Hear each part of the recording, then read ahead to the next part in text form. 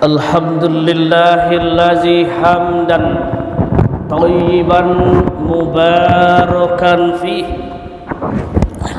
Asyhadu an la ilaha illallah wahdahu la syarikalah wa asyhadu anna Muhammadan abduhu wa rasuluhu man la nabiyya ba'dah.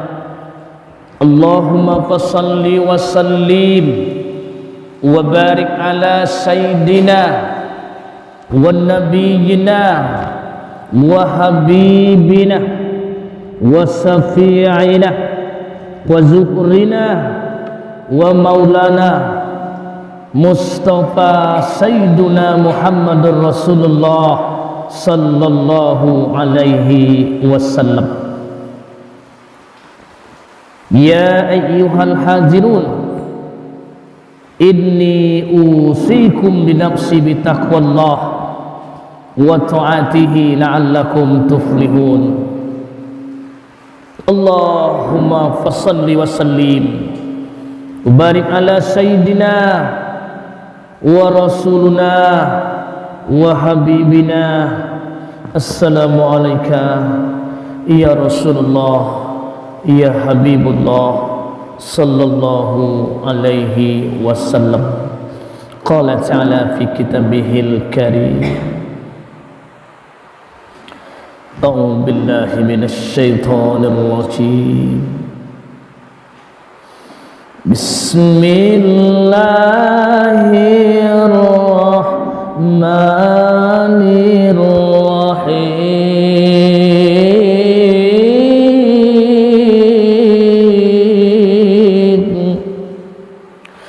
Ya ayyatuhan nafsul mutma'innah,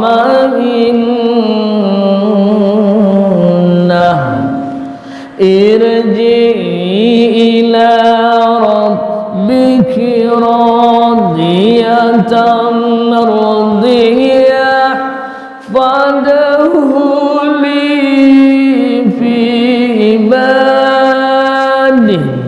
wadkhuli jannati. Sadaqallahul azim.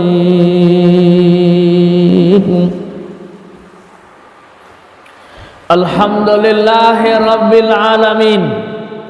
Bersyukur kita kepada Allah subhanahu wa ta'ala, Rabb pencipta alam, yang mana di hari ini, detik ini, saat ini kita menikmati rahmat Allah subhanahu wa ta'ala. Bukti ruh masih bersemayam di dalam jasad, umur masih ada, kesehatan Allah berikan, kekuatan Allah berikan. Itu buktinya Allah mencintai dan menyayangi kita. Tetapi sadarlah saudara-saudaraku, semua itu akan berakhir. Kekuatan akan sirna, umur akan ada waktunya. Kapan masanya? Rahasianya Allah subhanahu wa ta'ala. Maka kami selaku nasihat, penasehat di dalam agama, hanya mengingatkan dan memberikan fatwa, baik nasihat zahiriyah dan batiniyah. Sadarlah bahwa hari ini kita berada di atas tanah, pasti besok di bawah tanah. Renungkan sejenak mukaddimah ini. Hari ini kita sholat di belakang imam, besok pasti kita akan disolatkan di depan imam. Hari ini kita tinggal di rumah yang sangat megah, rumah yang sederhana, dan rumah yang sangat luar biasa. Pasti suatu saat kita akan masuk ke lubang tanah.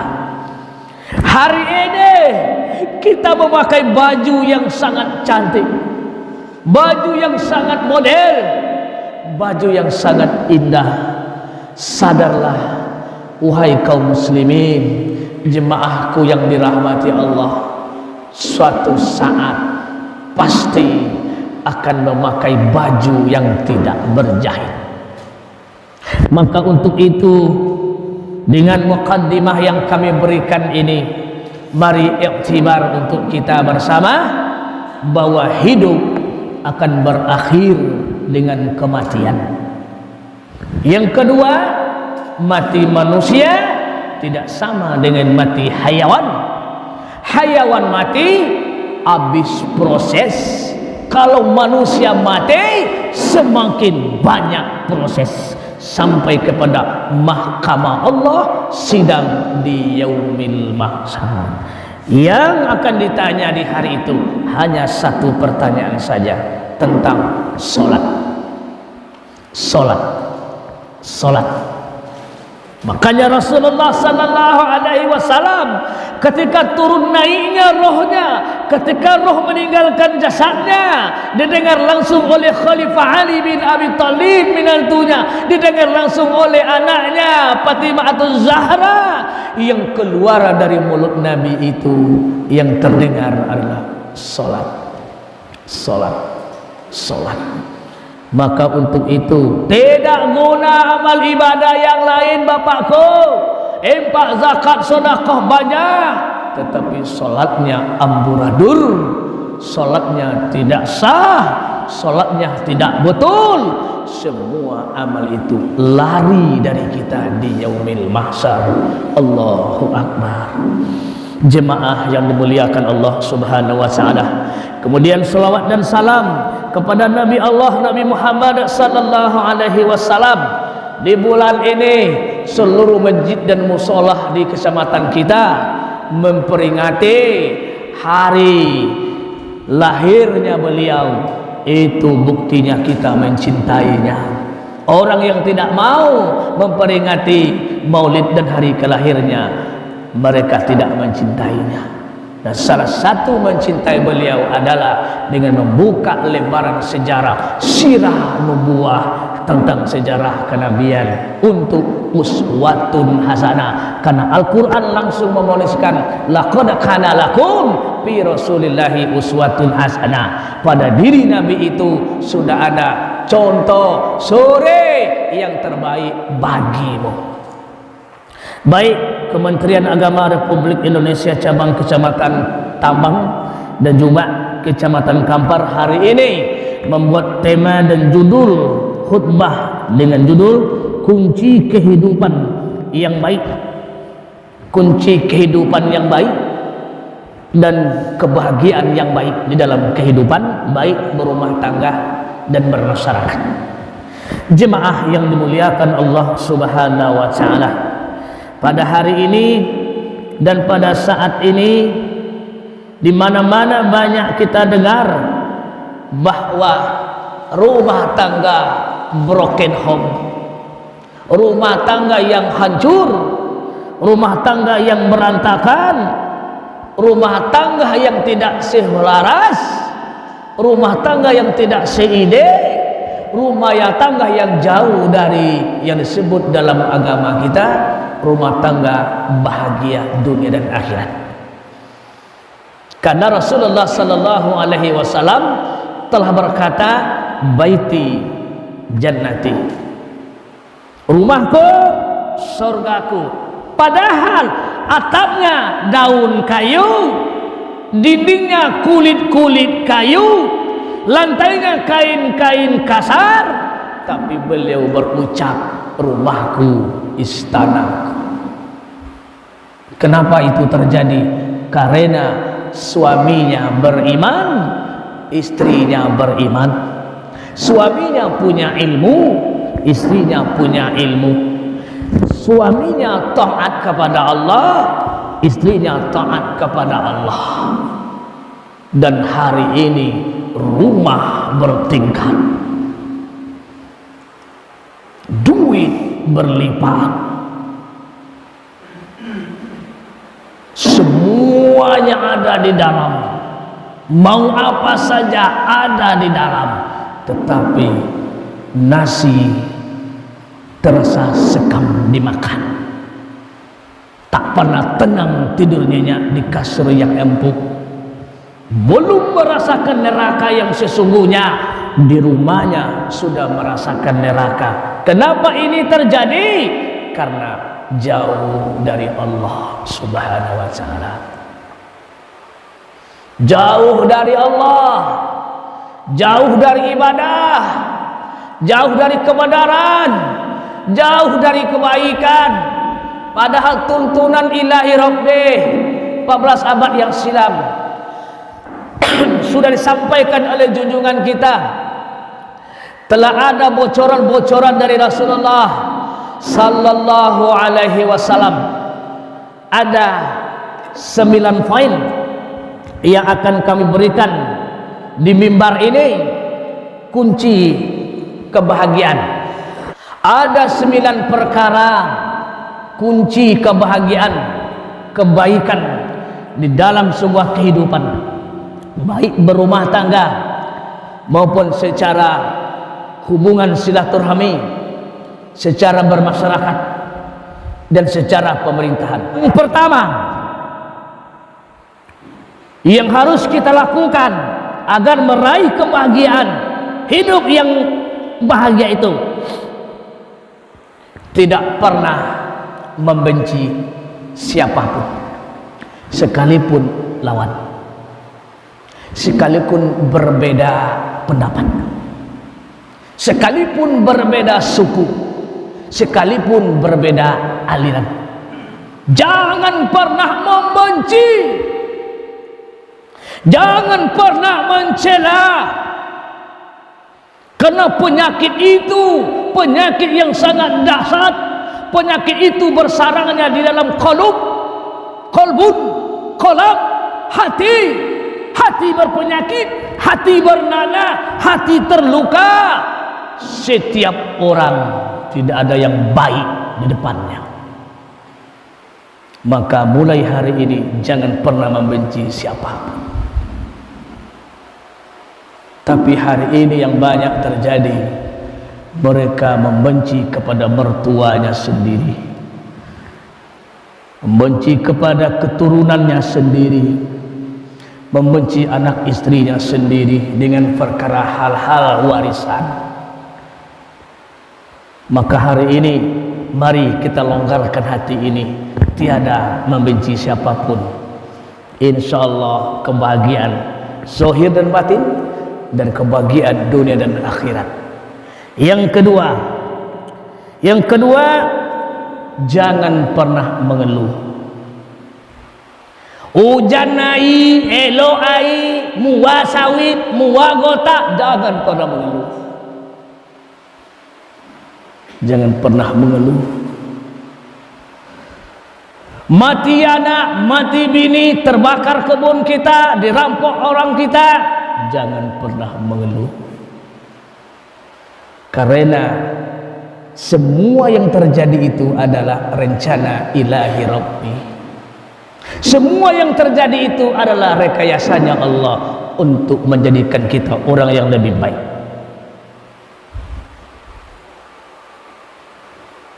Tapi kalau ingin mengeluh, mengeluhlah kepada Allah. Jangan mengeluh kepada manusia, akan pasti membosankan dan mengharapkan yang tidak pasti. Mengeluhlah kepada Allah. Apapun persoalan di dunia ini, jangan pernah sekali mengeluh dalam kurung berputus asa dengan rahmat Allah Subhanahu wa ta'ala. Yang ketiga,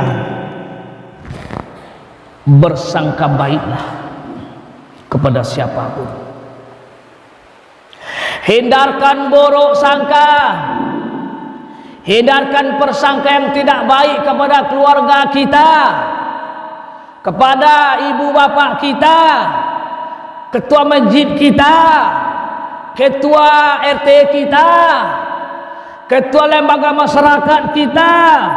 Jangan berburuk sangka. Ingat dalam Al-Quran, buruk sangka itu dosa besar. Buruk sangka itu dosa besar. Hilangkan buruk sangka bahwa sesungguhnya dia adalah seorang manusia biasa yang penuh dengan kehilapan. Dia tidak seorang malaikat, tetapi Allah Subhanahu wa taala Maha teliti. Allah Maha tahu yang baik akan datang yang baik, yang buruk akan datang yang buruk, dan yang baik akan pembela dan yang buruk akan menjadi sengsara. Biar Allah yang menghukum, jangan kita yang menghukum. Di pemerintahan, di negara, polisi yang menghukum. Di dalam ajaran syariat agama Islam ada hukuman Islam. Tidak di dunia, Allah hukum di akhirat. Pertanggungjawaban. Itu yang ketiga. Yang keempat, mulailah merendahkan diri. Sekalipun kita orang serba ada, serba mewah, apapun ada, tapi berlagaklah seperti orang yang biasa-biasa saja, merendahkan diri, karena sombong itu milik syaitan. Allah Subhanahu wa taala sangat murka kepada orang yang sombong. Apa yang kalian sombongkan, katanya? Saya yang harus sombong, dunia milikku. Carilah oleh kalian bumi selain bumiku. Cari rezeki selain rezeki dariku. Cari angin selain angin dariku. Saya tidak sombong pada kalian, tapi dunia ini milik saya, tetapi kalian bersifat sombong. Maka untuk itu, mari kita saling merendahkan hati. Merendahkan diri dengan arti kata hati yang lapang dan tidak memiliki apapun penyakit.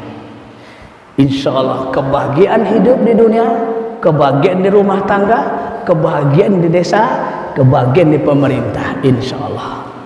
Yang selanjutnya, yang kelima, mudah memaafkan. Saling memaafkan.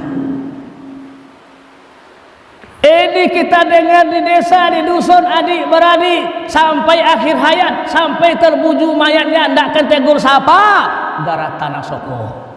Coba. Ingat Pak, pemaaf sangat dirindukan surganya Allah. Orang pemaaf sangat dirindukan Allah. Tapi acuan kita mulut Nabi, acuan kita Rasulullah sallallahu alaihi wasallam, diludahi kepalanya di atas kayu, dia nengok ke atas, malahan kasih nasihat yang di atas.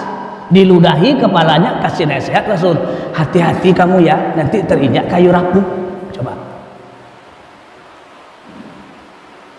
Dalam peperangan, duduk dia di sebatang pohon, datang seorang laki-laki Quraisy dengan menghuluskan pedangnya daksur, ingin membunuh, tetapi jatuh pedang daksur gara-gara Allah, sebab Allah, karena penolong Muhammad itu Allah. Dan Nabi tidak membunuhnya, malahan memaafkannya. Coba, ingin dibunuh lagi Pak. Kita hanya mendengar gosip, sampai mati kita memaafkan. Di untuk itu kepada kita semua, melalui forum mimbar khutbah Jumat ini, kami dari tokoh-tokoh agama baik di kecamatan dan di kabupaten memberikan solusi ini karena ad-dinun nasihat. Agama itu adalah nasihat. Yang keenam, hindari permusuhan. Hindari permusuhan. Dulu kita dengar di mana-mana masjid dan musola, gara-gara surat 20 dan surat 8, coba bayangkan. Dulu anak dengan menantu bermusuhan. Begitu hebatnya orang tua kita dulu. Maka hari ini karena hadis-hadis Nabi sudah diterjemahkan oleh ahli-ahli kitab yang berada di luar negeri, orang-orang kita sudah lembaran terbuka, tinggal kita baca. Ini dalilnya. Surat 23 ini dalilnya. Surat 8 ini dalilnya. Silakan. Dan yang lebih luar biasa itu kan salat sunat. Itu salat sunat. Kenapa diperkelahikan? Nah, maka untuk itu kepada kita semua, hindari persengketaan. Ingat, apabila kita mati masih dalam tidak tegur sapa, sampai di yaumil mahsyar kita tidak akan diperhatikan oleh Allah Subhanahu wa taala. Padahal di yaumil mahsyar kita mencari Allah, menjumpai Allah, ingin bertemu dengan Allah di yaumil mahsyar. Di hari itu Allah nak ingin bertemu dengan orang ini. Kenapa orang ini di dunia masih belum tegur sapa, mati sebelum bermaaf-maafan? Alangkah dahsyatnya hari itu nanti tidak ada lagi pembela. Yang pembela hari itu satu saja, Allah. Tidak ada hakim, tidak ada pengacara, tidak ada mama, tidak ada kepala desa, tidak ada siapa-siapa. Yang pembela hari itu Rabbul Izzati adalah Allah Subhanahu wa taala. Maka untuk itu kebahagiaan di dunia ini kami lanjutkan yang ketujuh, banyaklah berinfak dan bersedekah. Tahukah Bapakku bahwa sedekah itu bukan mengurangi harta? Sedekah itu memancing harta. 7 langkah ditinggalkan dari liang kubur, kita didudukkan oleh Allah kembali melalui malaikat-malaikatnya, ditanya, diproses. Ingat kata Rasulullah, pertama yang membela di alam kubur itu adalah sedekah. Kau tak infakkan jalan, ikhlas, ikhlas karena Allah. Infak adalah saham untuk akhirat. Infak adalah investasi untuk akhirat. Walaupun kita sudah wafat, walaupun kita sudah berkalang tanah, tetapi sedekah dan infak yang kita alirkan terus mengalir, terus mengalir. Makanya ketika Allah Subhanahu wa taala bermunajat Nabi Allah Musa alaihissalam, karena kelebihan Musa bisa ngomong dengan Allah, wa kallamallahu Musa taklima, Musa bisa bercakap-cakap dengan Allah. Maka di saat itu ada dialog Musa, ya Allah, apa ibadahku yang membuatmu senang? Salatku? Tidak. Sedekahku? Bukan. Puasaku? Tidak. Apa amalku membuatmu senang? Yang bisa membuatku senang amalmu adalah memberikan manfaat kepada orang lain. Senang makhlukku olehmu, senang aku kepadamu. Coba. Kurang tikar masjid, kurang apa peralatan masjid, surau musola, kita beli. Senang masyarakat, senang pengurus, Allah senang. Jadi sedekah, jangan pernah tinggalkan sedekah. Dan yang lebih dahsyat, as-shadaqatu maitatusuk. Sedekah itu bisa menghilangkan kematian yang jelek. Banyaklah bersedekah. Yang ke-8, selalu tersenyum, karena senyum itu adalah sedekah. Banyaklah tersenyum, senyum itu sedekah. Tak sanggup belikan secangkir kopi, tidak sanggup kasihkan sebutus rokok kepada seseorang, senyumlah, karena senyum itu adalah sedekah. Rasulullah sallallahu alaihi wasallam berdakwah dengan wajah yang tersenyum, tidak dengan mata pandang yang tajam, tidak dengan kekerasan. Dan yang terakhir, tidak hasad, tidak iri, dan tidak dengki. Maka untuk itu kepada kita bersama, kata riwayat dari Anas bin Malik bahwa Rasulullah sallallahu alaihi wasallam bersabda, janganlah kalian saling membenci, janganlah kalian saling dengki, janganlah kalian saling bermusuhan. Jadilah kalian hamba Allah yang bersaudara, dan tidak halal bagi kalian semua, bagi seseorang muslim, tidak berbaikot, tidak tegur sapa sesama saudaranya lebih 3 hari. Maka perselisihan sudah 3 hari juga tidak berdamai, keluar dari umatku. Coba ancaman Nabi ini. Sudah berapa banyak kita yang hari ini sampai puluhan tahun belum tegur sapa. Hadirin jemaah yang dimuliakan Allah Subhanahu wa taala, semoga kunci kebahagiaan untuk hidup yang baik sudah kami berikan beberapa macam, tinggal oleh kita bersama untuk mengamalkannya. Dan kesimpulan ada seorang sahabat bertanya kepada Rasulullah, "Ya Rasulullah, siapa orang yang terbaik di antara kami?" Dijawab oleh seseorang, "Apakah yang banyak sholatnya ya Rasulullah?" "Bukan sahabatku." "Apakah orang yang banyak puasanya ya Rasulullah?" "Bukan sahabatku." "Yang banyak umroh dan hajinya?" "Bukan saudaraku." Itu juga baik, tapi yang terbaik kata Rasulullah sallallahu alaihi wasallam di akhir khutbah ini, beliau bersabda, "Khairun nas anfa'u linnas." Itulah jawaban Rasulullah. Orang yang terbaik di antara kalian kata Rasulullah, manusia yang bermanfaat bagi manusia yang lain.